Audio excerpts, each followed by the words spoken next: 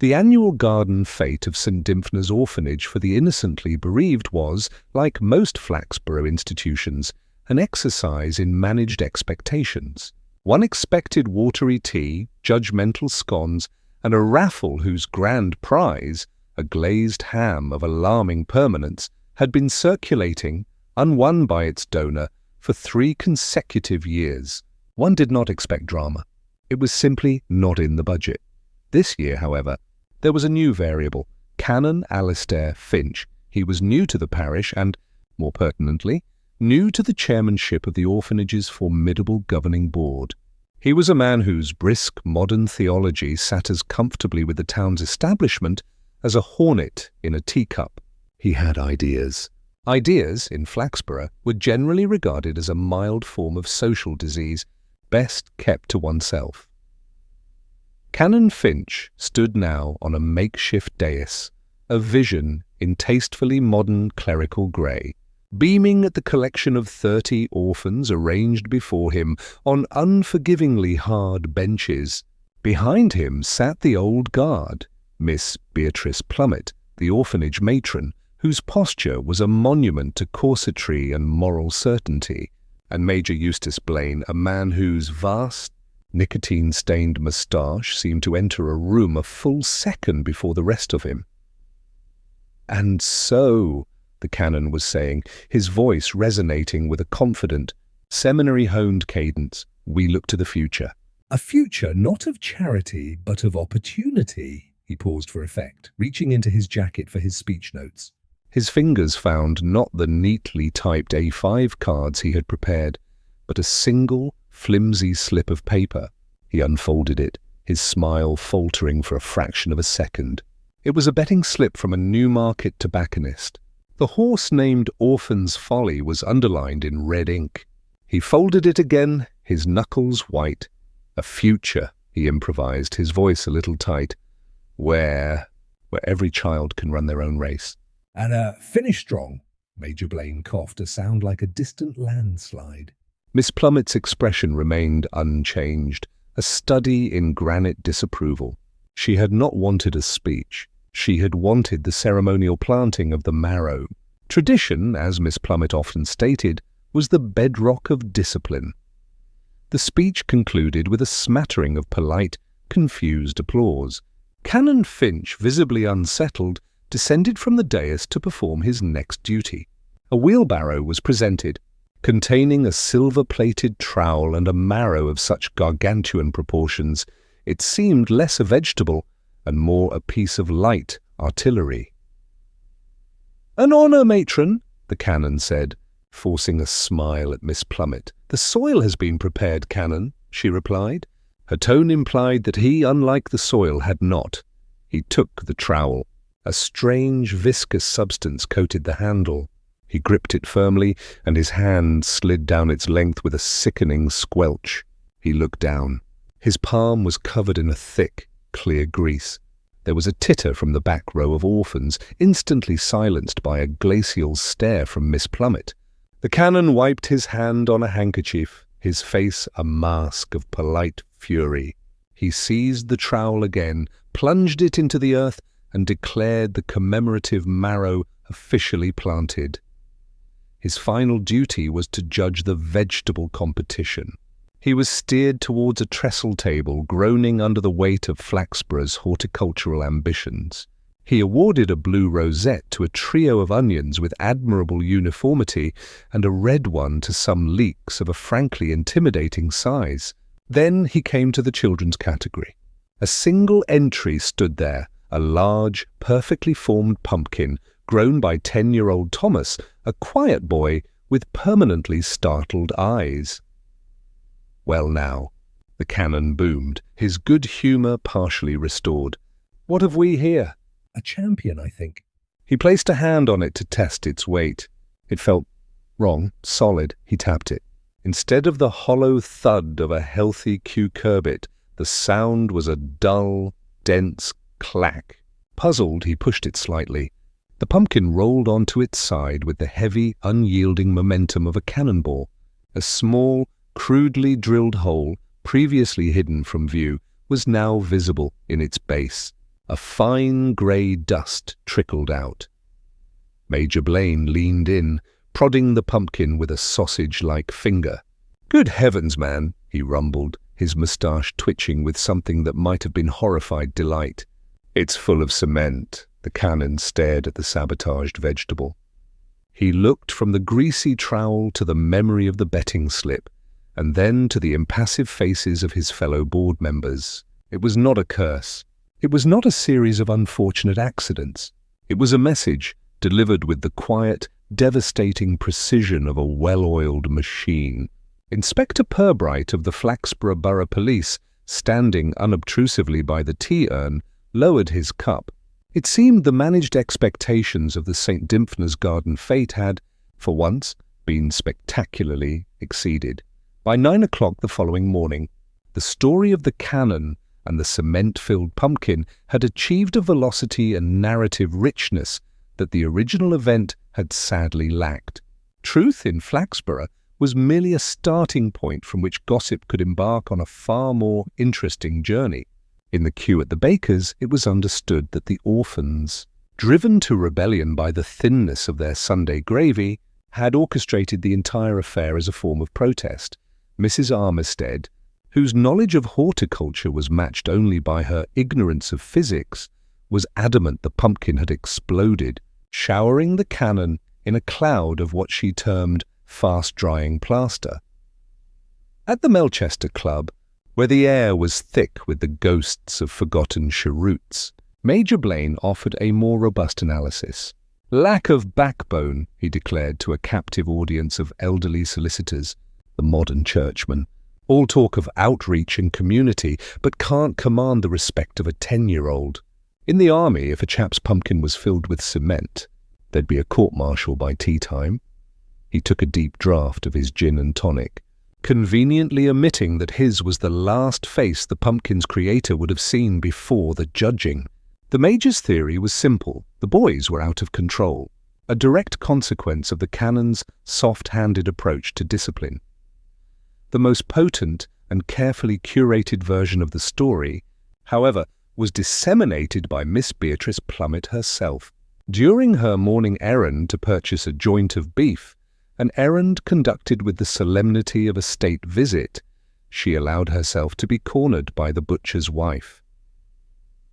"A terrible business. Miss Plummet," the woman began, cleaver poised. "The poor Canon. They say the little devil's had a tripwire set up for him too." Miss Plummet produced a sigh that was a masterpiece of condescending pity. "One must be careful not to rush to judgment," she said, her voice carrying just enough to reach the two other customers in the shop. "Boys will, of course, be boys, but the Canon is a man of immense energy. He has so many new ideas. Sometimes, when one tries to change things too quickly, one simply stirs things up." She paused, allowing the implication to settle. "He has a tendency to bring trouble on himself." And there it was. Not a direct accusation, but a subtle, damning verdict on the Canon's character. He was not a victim. He was a catalyst.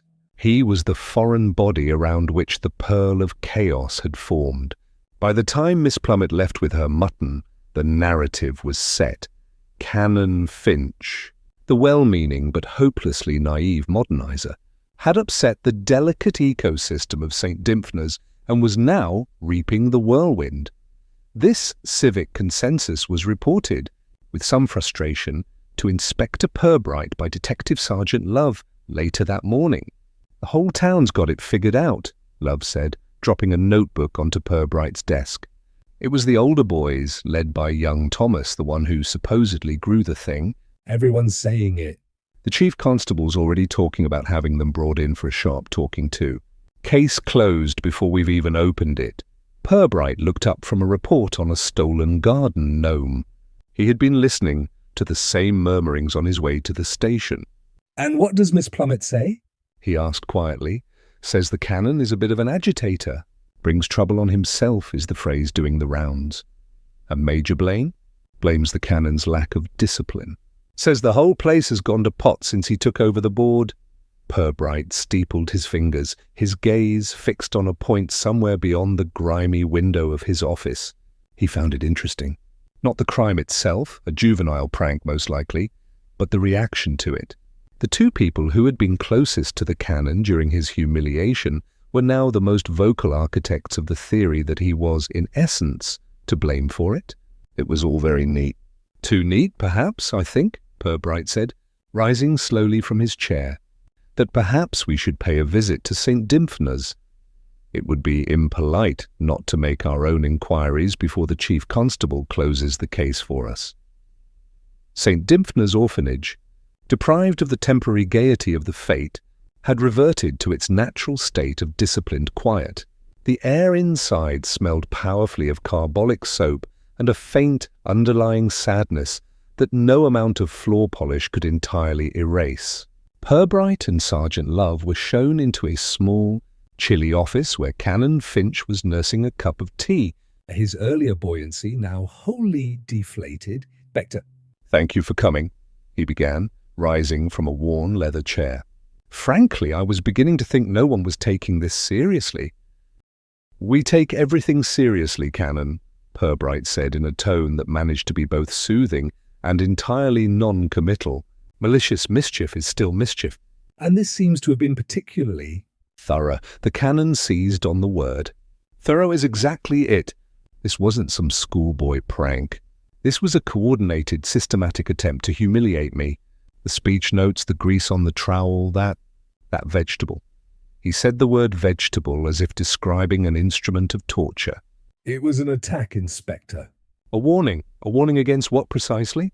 Purbright asked, his gaze drifting around the room, taking in the neat stacks of books on theology and social reform.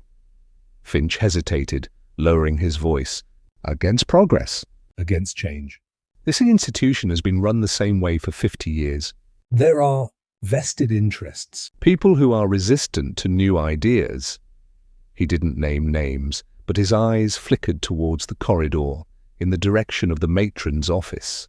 "They see my attempts to modernize the orphanage's finances and curriculum as a threat to their little kingdom." Their next conversation was with the queen of that kingdom herself. Miss Plummet received them in her parlour, a room so fiercely tidy it felt less lived in and more curated for inspection. She sat bolt upright, her hands clasped on her lap. "A dreadful business, Inspector," she said, her voice crisp and emotionless. "The boys involved will be dealt with most severely. I can assure you of that." "You're certain it was the boys, then?" Purbright inquired gently. "Who else could it be?" She countered, a hint of steel in her voice. "They are prone to flights of fancy, particularly young Thomas, who grew the pumpkin. He has an imagination that requires firm guidance. I believe he and some of the older boys saw it as a grand adventure." "The grease on the trowel," Sergeant Love interjected, consulting his notebook. "Where would they have got that?" Miss Plummet did not miss a beat. "From the kitchen, Sergeant, for the baking tins.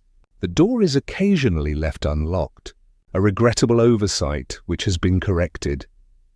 Her explanation was seamless, logical, and offered with an air of absolute finality. She expressed a polite, distant sympathy for the Canon, whom she described as a very sensitive man, perhaps unaccustomed to the robustness of young boys. They found Major Blaine striding across the lawn, poking at a molehill with a silver-topped cane, as if interrogating it for cowardice. He greeted them with a hearty, "Morning, Inspector. Come about the great pumpkin conspiracy, have you?" He guffawed, a loud, barking sound that sent a nearby pigeon scattering for cover. "Damnedest thing I ever saw." "But a police matter?" "Good Lord, no. It's a discipline matter. The Canon's a good man, I'm sure, but he hasn't a clue how to handle boys. All this talk of self-expression and emotional development. What they need is cold baths and cross-country running. That'd knock the cement-mixing nonsense out of them." "So you also believe it was the children?" Purbright asked. "Of course it was." The Major boomed. "Stands to reason. They saw a soft target and they took their chance. Happens in the best regiments. A subaltern gets a frog in his sleeping bag. You don't call in the military police. You tell him to stiffen his lip and get on with it." As they walked back towards their car, Sergeant Love shook his head in exasperation. "Well, that's that then. They're all agreed. It was the boys. We just need to find which one of them knows how to mix cement." "Yes," Purbright murmured, opening the passenger door for his sergeant. "They are all quite insistent on that point. The Canon insists it was a conspiracy of his enemies, and his enemies insist it was a prank by children." "A complete contradiction," Love grumbled, settling into his seat. "Not at all." "Sergeant," Purbright said, his expression mild. "It's perfectly consistent. Each of them has provided a version of events that points the blame as far away from themselves as possible. It is, in its own way, a very Flaxborough form of cooperation." The Chief Constable of Flaxborough, Mr. Harcourt, was a man who believed that a tidy desk was the foundation of a tidy mind, and that a tidy police blotter was the cornerstone of a peaceful community. The affair at St. Dymphna's was, to his mind, an untidy blot. He had received a call from Major Blaine, a fellow member of the Melchester Club, and had therefore formed a complete and unshakable opinion of the matter before Purbright had even finished his morning cup of tea. "It's the boys. Purbright," Harcourt announced, tapping a perfectly aligned stack of papers with a silver letter opener. He had summoned the inspector to his office for what he called a strategy meeting, and Purbright knew to be the issuing of instructions. "Blaine is quite clear on the point. A complete breakdown in discipline since this new chap Finch arrived. He wants them taught a sharp lesson, and frankly, so do I. We can't have orphans running amok with building materials. It sets a bad precedent. We have no actual evidence it was the orphans, sir," Purbright stated mildly. Harcourt waved the letter opener dismissively. "Evidence? "They're orphans, aren't they?" It's what they do." "It's practically in the job description. Miss Plummet, the matron, is being most helpful. She's identified the likely ringleaders." "A lad named Thomas, and two of the older ones, Peter and John. Apparently they're a mischievous trio." "She's found a muddy sack near their dormitory window. Probably held the cement. The convenience of it was almost elegant." Purbright drove back to the orphanage with Sergeant Love, a sense of weary inevitability settling over him. He felt less like a detective and more like a delivery man, tasked with collecting a pre-packaged conclusion. Miss Plummet met them at the door, her expression one of grim satisfaction. "I have the boys in my study, Inspector," she said. "They are expecting you." "I found this." She gestured to a damp Hessian sack lying on the flagstones of the hall, tucked under the hydrangeas beneath their window. "I'm afraid it's exactly as we suspected." The three boys sat on a hard bench, shoulders hunched. Thomas, the pumpkin grower, looked terrified. The older two, Peter and John, attempted a veneer of sullen indifference that failed to conceal their own fear. Purbright ignored the chair Miss Plummet offered and leaned against her desk, creating an atmosphere of informal inquiry rather than interrogation. "We're just having a look into the bit of bother at the fete," Purbright began, his voice calm and conversational. "Quite a surprise finding a pumpkin full of cement. It's a clever trick. Requires a bit of know-how. You'd have to mix it just right, I imagine. Not too wet, not too dry." The boys exchanged nervous glances. "Dunno nothing about it," mumbled Peter, the oldest. "We was just minding our own business," John added. Purbright looked at their hands. They were grimy, as boys' hands often are, with dirt under the fingernails. But it was the dark, loamy grime of the garden, not the pale, abrasive dust of cement. "That's a fine pumpkin you grew, Thomas," Purbright said, turning to the smallest boy. "Must have taken a lot of work." Thomas nodded, his eyes wide. "Watered it every day," he whispered. "Matron said it was the best she'd ever seen." A tear welled in his eye and traced a clean path through the dirt on his cheek. Purbright felt a familiar, quiet certainty settle in his mind. It was the certainty of a false scent. These boys were guilty of many things: climbing trees, skipping chores, making rude noises during hymns, but they were not guilty of this. Their denials were clumsy and frightened, lacking the polished indignation of the truly wronged or the cunning evasions of the truly guilty. They were simply out of their depth. He concluded the interview with a few more gentle questions and a mild warning about the importance of telling the truth. Back in the hall, Miss Plummet was waiting. A full confession, I trust? She asked, her voice sharp. They're frightened boys, matron, Purbright said. They deny any involvement. They would, she sniffed. Lying is second nature to them. But the sack is quite damning, wouldn't you agree? Quite, Purbright agreed, though what he found damning was not the sack itself, but the perfect convenience of its discovery. He assured the chief constable that the suspected culprits had been interviewed and given a stern warning. Mr. Harcourt was satisfied. The blot on his tidy world had been scrubbed away. The case, as far as he was concerned, was closed. As Purbright hung up the telephone, he looked at the file on his desk. On it, he had written 3 words. Why the grease?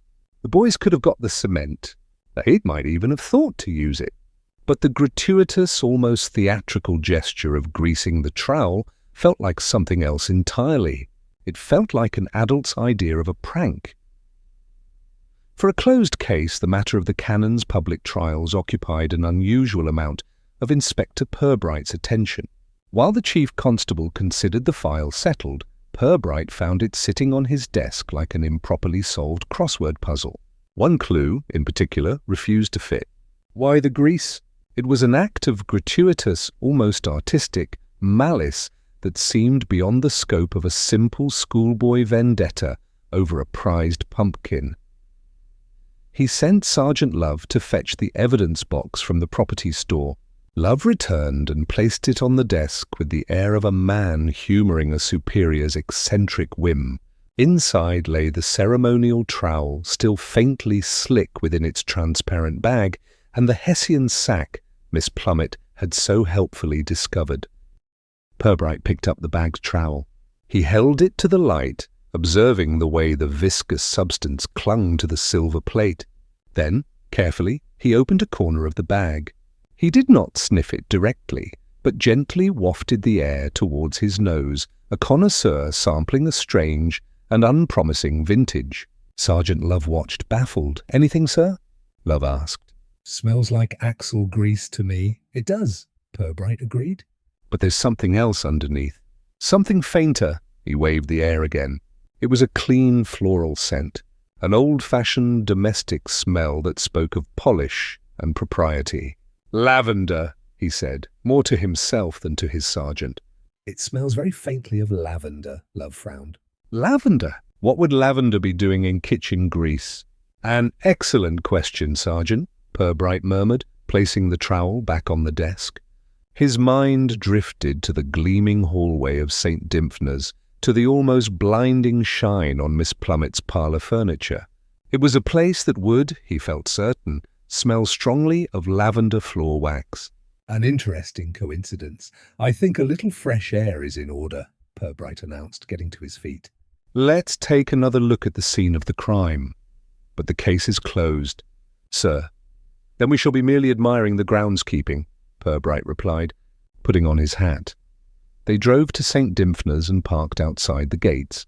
The lawn was deserted now, the grass showing the pale, bruised marks of the Fates' trestle tables and marquees. Purbright ambled over to the hydrangea bush where the sack had been found. He crouched down, not touching anything, but observing the ground with the quiet intensity of a botanist. The sack itself had been taken as evidence, but the indentation it had left in the soft earth was still visible. He noticed a few strands of coarse twine snagged on a low-hanging branch left behind when the sack was collected. He pointed with the tip of his shoe. "The knot, Sergeant. It came undone when the sack was moved. A small, intricately tied knot of twine lay in the grass. It had clearly been used to secure the top of the bag. It was not a granny knot, nor was it the clumsy double loop a boy would tie. It was a perfectly formed, symmetrical knot, drawn tight and dressed with an expert's touch. It was a round turn and 2 half hitches, a knot beloved by sailors and yachtsmen for its refusal to slip under load. "Recognize that, Sergeant?" Purbright asked. Love, whose knot-tying experience was limited to his shoelaces and the occasional unruly parcel, shook his head. "It's a landsman's knot, sir." "For tying up boats, not a landsman's knot, Sergeant." "Quite the opposite," Purbright corrected gently. "This is the work of someone who has spent a great deal of time on the water. Someone for whom tying a knot like this is as natural as breathing." Purbright stood up, brushing the damp from his trousers. He now possessed two seemingly useless pieces of information. The grease on the trowel that humiliated the Canon carried the domestic scent of lavender polish, and the bag of cement that implicated the innocent orphans had been tied with the deft, practiced hand of a sailor. Neither of these facts fitted the convenient conclusion supplied by the orphanage staff and endorsed by his own chief constable. They were loose threads from a different story altogether. His story, Purbright suspected, that was far more interesting. He gazed out across the empty lawn, a faint, thoughtful smile playing on his lips. The case was not closed. It had, in fact, only just begun. A lavender scent and a sailor's knot were not, Purbright reflected, the sort of evidence one could present to a chief constable who considered a case tidily closed. They were atmospheric clues indicative of a certain type of person, a certain set of habits. What he needed now was a motive that was less atmospheric and more substantial. Canon Finch had spoken of vested interests and a resistance to his financial reforms. Vested interests in a town like Flaxborough inevitably led to the door of a solicitor. Mr. Septimus Wrench operated from a cramped office above a tea shop. The air inside smelled of decaying paper and disappointment. Mr. Wrench himself was a small, desiccated man who looked as though he had been filed away in a deed box in 1948 and only recently rediscovered. He was the treasurer of St. Dymphna's, a post he had inherited from his father. "Inspector Purbright," he said, peering over a pair of wire-rimmed spectacles. "This is an unexpected pleasure. I had heard the little disturbance at the fete had been resolved." "In a manner of speaking," Purbright replied, taking the hard-backed chair offered to him. "I'm merely ensuring all the administrative details are in order. The chief constable is a great stickler for detail. I was hoping you might clarify the board's structure for my report." Mr. Wrench relaxed visibly. A discussion of administrative structures was his natural habitat. He explained the roles of the chair, the matron, and the treasurer with painstaking precision. "Canon Finch seems a very dynamic new chairman," Purbright observed, once the organogram had been fully elucidated. "Full of modern ideas, I gather." A look of profound weariness passed across the solicitor's face. "The Canon is a man of considerable zeal, Inspector. His proposals for the orphanage have been most ambitious." "Ambitious in what way?" Mr. Wrench steepled his thin fingers. He was a man bound by professional discretion, but he was also a man burdened by holding the middle ground in a quiet, undeclared war. Purbright's gentle, non-judgmental presence seemed to offer a form of confessional. "There is a parcel of land," Wrench began, lowering his voice. "The old East Meadow. It has belonged to the orphanage since its founding. For the past 30 years it has been leased to a local farmer for a nominal sum, a peppercorn rent, for grazing. And the Canon wishes to change this arrangement." "The Canon wishes to sell it," Wrench said, the words heavy with significance. "A development company has made a most substantial offer. It would secure the orphanage's finances for the next century. New buildings, better staff ratios, university funds for the children. A complete transformation. A worthy goal, surely," Purbright prompted. "Indeed, but it has not been met with universal approval. Miss Plummet feels it is a betrayal of tradition. She is resistant to the upheaval. And Major Blaine," he paused, choosing his words with care, "is vehemently opposed. He feels it is his duty to protect the orphanage from what he calls speculators and profiteers." "An old soldier's loyalty to the land," Purbright mused. "Commendable?" "Quite," Mr. Wrench said, though his tone suggested it was something other than commendable. "The Major was the one who arranged the original lease, you see, to a friend of his. He considers any attempt to undo it a personal affront." The picture was becoming clearer. The Canon was not just an irritating modernizer. He was a direct threat to a comfortable, long-standing arrangement. He was an existential threat to Miss Plummett's unchanging world and to the Major's private network of favours and influence. Purbright rose to leave, his notepad empty, but his mind considerably fuller. "It must be difficult managing such strong personalities," he said sympathetically at the door. "One needs a hobby to unwind." I find my own allotment a great comfort. I fear I have little time for hobbies, Wrench sighed. "Miss Plummet has her roses. The Canon, I believe, writes theological pamphlets. And the Major, of course. The Major has his boat. He is only ever truly content, I am told, when he is at the coast, wrestling with ropes and sails." Purbright thanked the solicitor for his time and walked out into the afternoon sun. He now had the three essential components of a proper crime. He had the means, or at least the specific skills, suggested by the lavender and the knot. He had the opportunity afforded by the fate. And now, thanks to a dusty solicitor, he had the motive, the quiet, desperate defence of a private kingdom against the threat of change, disguised in the respectable language of tradition and duty. The case was not about a pumpkin at all. It was about a parcel of land. A week of deceptive peace settled over Flaxborough. The incident at the fete was relegated to the status of amusing local anecdote, and the chief constable considered the matter so thoroughly closed that he had already reused the paperclip from the file. At St. Dymphna's, the orphans were subjected to a renewed regime of disciplinary walks and joyless chores, and Miss Plummett's iron rule was fully restored. For Canon Alistair Finch, the week represented a chance to move past his public indignity. His reputation, he felt, would be more than salvaged by his latest intellectual triumph, winning the annual Bishop's Prize for Theological Discourse. His sermon, a dense but passionately argued piece titled Grace in the Modern Age, a New Framework, was to be the lead article in the upcoming Diocesan Gazette. It was the proudest achievement of his clerical career. With great care, he packaged the neatly typed manuscript in a stout cardboard envelope and posted it himself from the main post office on Chalmsbury Road. He imagined his bishop reading it with a nod of profound approval. His imagining was interrupted 3 days later by a telephone call from the Gazette's editor, the Reverend Peregrine Young, a man whose pedantically precise voice was ill-suited to conveying confusion. "Canon Finch." "Good morning," the voice crackled. "Young here. Calling about your submission for the Bishop's Prize. Peregrine, excellent." The Canon boomed, pleased. "I trust it arrived safely." It did. "An envelope of the correct size and bearing your name, certainly. But the contents—" Alistair, are you branching out into a new field of study? "I'm not sure I follow," Finch said, his smile tightening.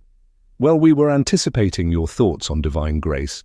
Instead, we appear to have received a 20-page, single-spaced document detailing discrepancies in the annual budget of the St. Dymphna's Orphanage, complete with appendices on bulk purchasing discounts for custard powder and an analysis of rising maintenance costs for the boiler." Is this an allegory? The Canon went cold. For a moment he was unable to speak. The room seemed to tilt slightly on its axis. "What?" he said, his voice a strangled whisper. "Did you say?" The Reverend Young, with painstaking accuracy, said it again. Less than an hour later, Inspector Purbright found a Canon Finch-shaped thundercloud raging in his office. This was not the flustered, embarrassed man of the week before. This was a man whose career had been targeted by a sniper. He threw a sheaf of papers onto Purbright's desk. They were a facsimile of the document sent by the bewildered editor. "There," Finch roared, his voice shaking with fury. "Is that the work of mischievous children? Is that a prank? This is a professional character assassination." It's libelous. "And what's more," his voice dropped, heavy with horrified realization, "it's accurate. The figures are all correct. It's a page-for-page copy of the confidential audit I commissioned last month." Purbright picked up the papers. He scanned the neat columns of figures, the dry, professional prose. It was a methodical, damning piece of work, highlighting years of minor inefficiencies and questionable expenditures that, taken together, painted a picture of negligent oversight. It was designed to make the new chairman look like a fool who couldn't manage his own books. "I told you it was a conspiracy," the Canon said, pacing the small office. "I told you they were trying to drive me out, and you did nothing." "You let your chief constable blame it on innocent children." "Who besides yourself had access to this audit, Canon?" Purbright asked, his voice cutting calmly through the tirade. The question stopped Finch in his tracks. "Access? The board members, of course. I presented it at our last meeting." "Miss Plummet." "Major Blaine, and the treasurer, Mr. Wrench. It has to be one of them. Or all of them." Purbright nodded slowly, his face giving nothing away. This changed everything. The pumpkin had been an embarrassment, but this was an execution. It required planning, access to confidential documents, and a cold, precise nerve. Later that afternoon, he paid a quiet visit to the Chelmsbury Road post office. He spoke to Mr. Gosling, the postmaster, a man who prided himself on the sanctity of the Royal Mail. "Interfering with the post, Inspector?" Mr. Gosling said, his moustache quivering with indignation. "Unthinkable." "The mailbags are sealed on the premises." "Of course, Mr. Gosling," Purbright soothed. "I was just wondering if the Canon's package seemed at all out of the ordinary when he brought it in." The postmaster thought for a moment. No, just a standard flat box." "We get all sorts. Major Blaine is in here half the time, posting off bits and pieces for his boat. Awkwardly shaped parcels, most of them are. But the Canon's was just a simple package." Purbright thanked him and left. It was another small, seemingly unconnected fact. The Major was a frequent visitor to the post office. "A man comfortable with parcels and postage." Purbright walked back to the station in the fading light. The crime was no longer a joke.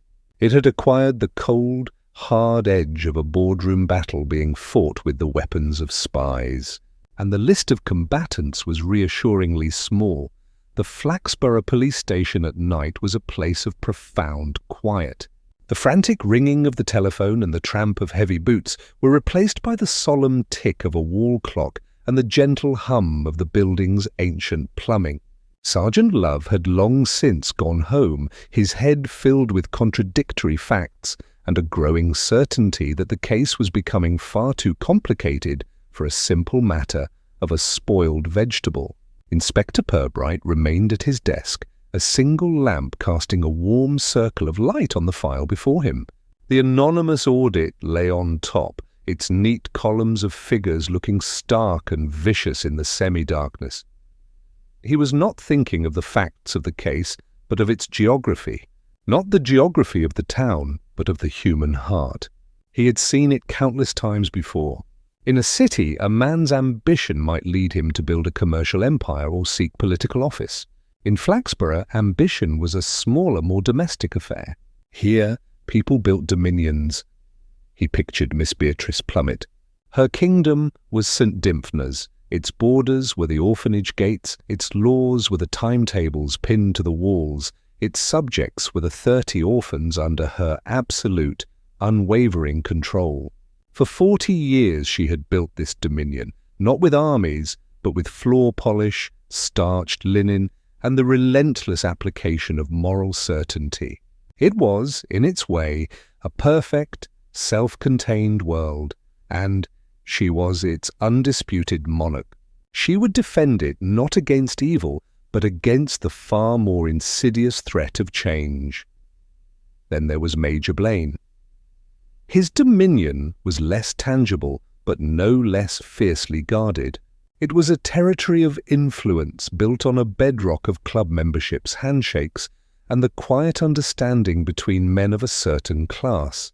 His position as chairman of the board was his throne, a place from which he could dispense minor patronage, secure comfortable arrangements for his friends, and ensure that the world continued to run along the familiar, predictable lines he had always known. His was a kingdom of the status quo. Into these carefully constructed worlds, Canon Finch had arrived like a surveyor with a compulsory purchase order. He was not a villain. He was in many ways worse. He was a reformer. He saw an inefficient institution, a poorly utilized asset, a chance for improvement. He did not see the invisible architecture of the small dominions he was threatening to demolish. His audit was not just a financial document, it was a declaration of war. His plan to sell the land was not a sensible investment. It was an act of desecration, a violation of sacred borders. Purbright sipped his cold tea. He understood now that the perpetrators of these acts would not consider themselves criminals. In their own minds, they were patriots defending their homeland from a foreign invader. The greased trowel and the cemented pumpkin had been the equivalent of a primitive warning, a rattling of spears on the frontier. When that failed, they had escalated to modern warfare, a targeted strike not on the Canon's body, but on his professional credibility, the source of all his power. It was a quiet, bureaucratic, and thoroughly English form of violence. The question was how they had collaborated. Had the Major's blustering force combined with the matron's icy precision? And where did the solicitor, Mr. Wrench, with his access to the damning figures, fit into the alliance? Was he a willing conspirator, a reluctant conscript, or an unwitting supplier of ammunition? Purbright closed the file. He had enough facts. What he needed now was to observe the architecture under stress. People revealed themselves not when they were building their little worlds, but when they feared they were about to lose them. It was time, he decided, to arrange a small meeting. A polite, civilized gathering in which he would gently tap the foundations of their respective kingdoms and see what cracks appeared. Inspector Purbright's request for an informal chat was met, with the enthusiasm typically reserved for a summons for jury duty. Nevertheless, at 3 o'clock the following afternoon, the principal members of the board of St. Dymphna's Orphanage were assembled in Miss Plummett's parlour. The room, already oppressively tidy, seemed to have been subjected to a further round of punitive polishing in anticipation of the visit. The air was thick with the scent of lavender and unspoken resentments. Miss Plummett presided over a silver tea service with the grim authority of a judge preparing to pass sentence. Major Blaine sat stiffly in a wing-back chair, his moustache bristling with impatience. Mr. Wrench, the solicitor, perched on the edge of a small, unyielding seat, looking as if he wished the floor would swallow him whole. Canon Finch, by contrast, paced before the unlit fireplace, radiating an aura of righteous indignation. Sergeant Love stood by the door, notebook in hand, a silent witness to the unfolding civility. Purbright accepted a cup of tea which tasted faintly of boiled linen. "Thank you all for coming," he began, his tone gentle, as if addressing a meeting of a local gardening society. "I know you're all busy people. I felt, however, that in light of the second incident, the regrettable business with the Canon's sermon, it was important to give you an update in person." "An update?" The Major snorted.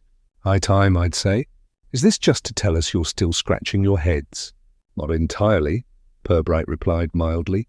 He took a slow, deliberate sip of his tea before setting the cup down with a soft click. He looked around the room, his gaze resting for a moment on each person in turn. "There has been a development, a rather fortunate one. The editor of the Diocesan Gazette was most helpful. Using the information he provided, we were able to track the journey of the Canon's original package. It seems it was misdirected within the postal system. The good news is that we have managed to intercept it at the main sorting office in Chelmsbury. The Canon's manuscript has been recovered." A wave of palpable relief washed over Canon Finch. "Recovered? Thank God." "My original copy!" Then the audit was inserted into a different envelope? "It would appear so," Purbright confirmed, keeping his eyes on the other 3 members of the board. "The original package was held for inspection. It's with the forensic team in Chelmsbury now."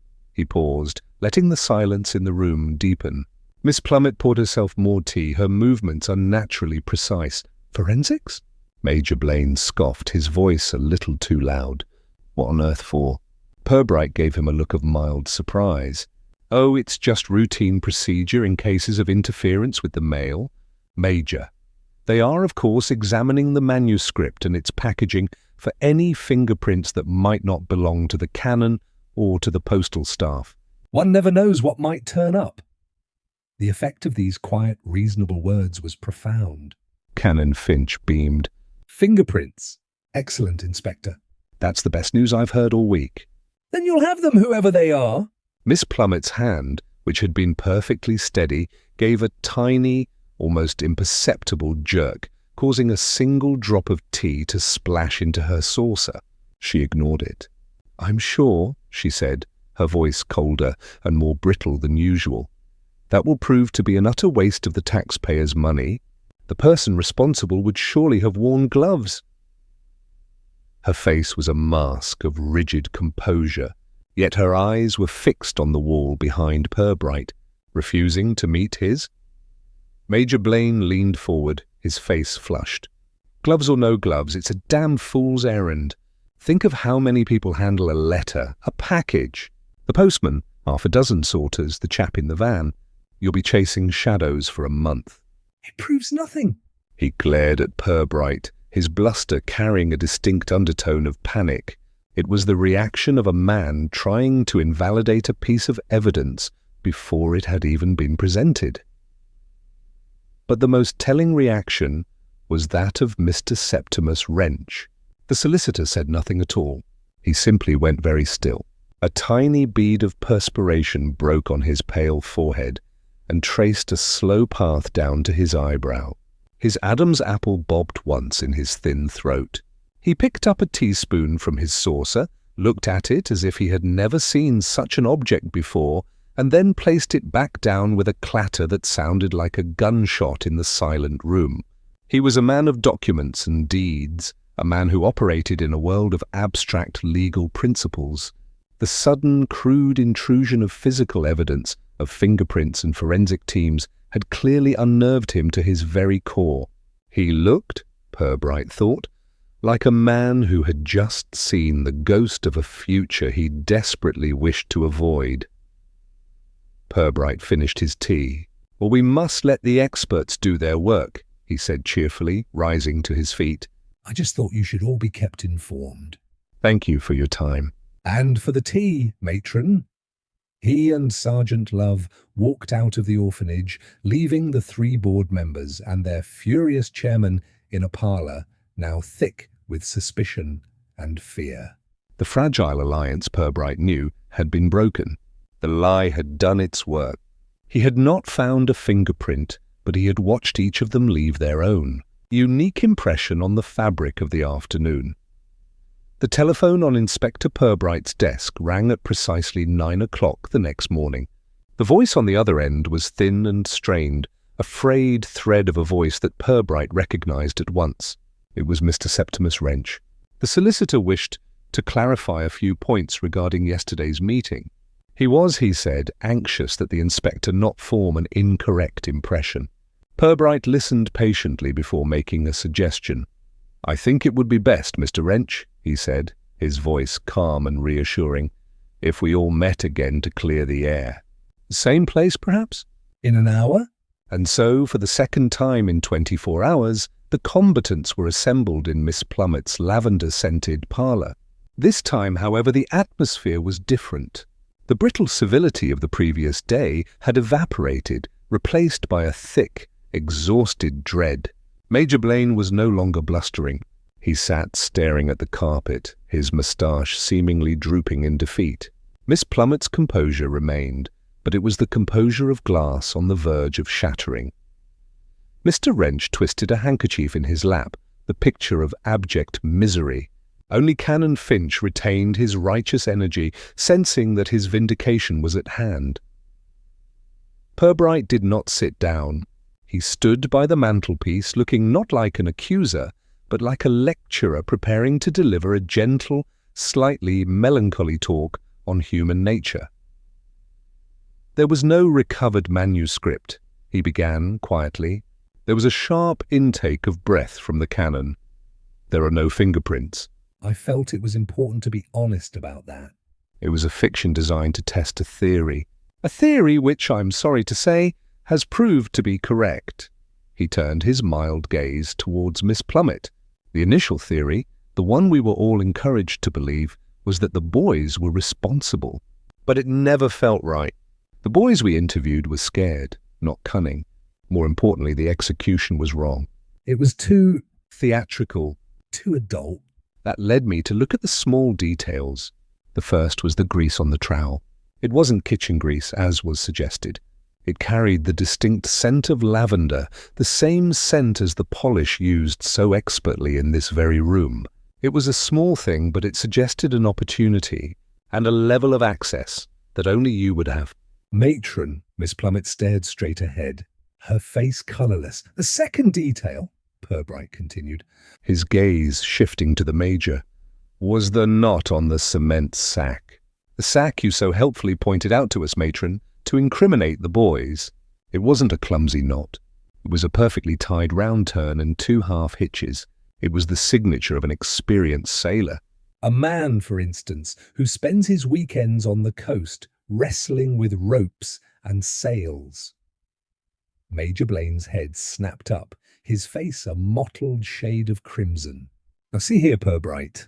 Purbright held up a hand, not in admonishment, but in a simple request to be heard. These 2 details suggested a partnership, a person with practical skills and a person with complete control of the environment. But they didn't explain the motive. That became clear when I learned of the proposed sale of the East Meadow. A sensible, forward-thinking plan on the Canon's part, but one that threatened a world that had been carefully constructed over many years. It threatened your absolute authority here, Matron. And it threatened a comfortable arrangement you had made for a friend years ago, Major. It threatened your small dominions. He paused. The fate, then, was a coordinated effort to humiliate the Canon and make him look foolish. A warning shot. The Major, I suspect, handled the practical elements, the cement, the knot, perhaps even the betting slip. You, Matron, provided the grease and, more importantly, you provided the official narrative, expertly directing all suspicion onto the children. It was a classic pincer movement. This is preposterous. The Major barked, but the words had no force.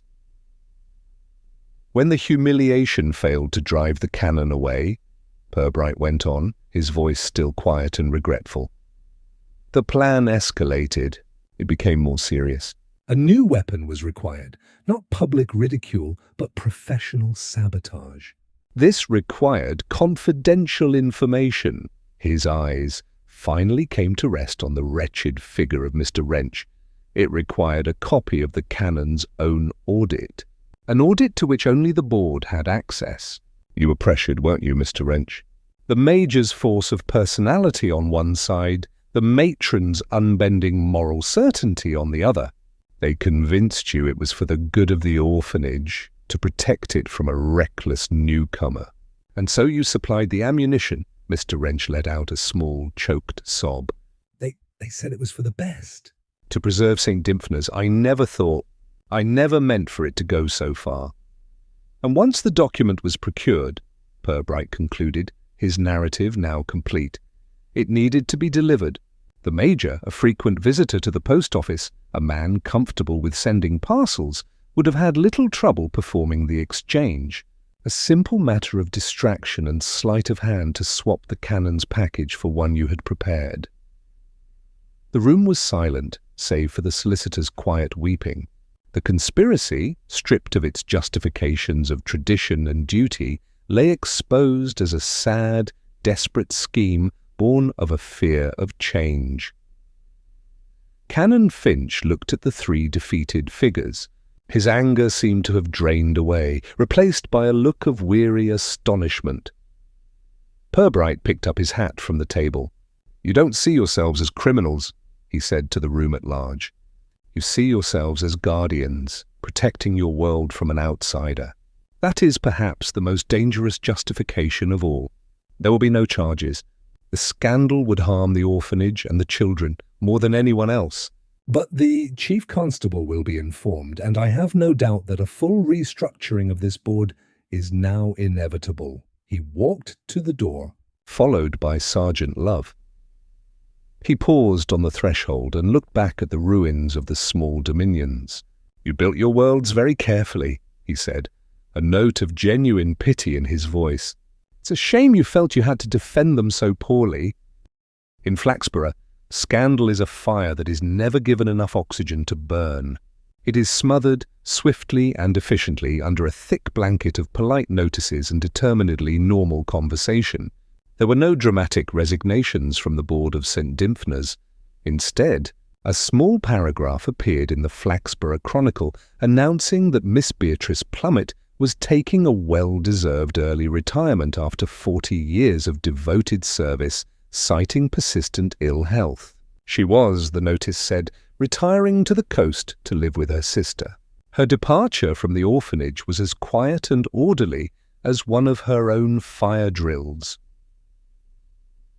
A week later, at a meeting of the Melchester Club, Major Eustace Blaine announced to anyone who would listen that he was relinquishing his various committee duties, including his chairmanship of the orphanage.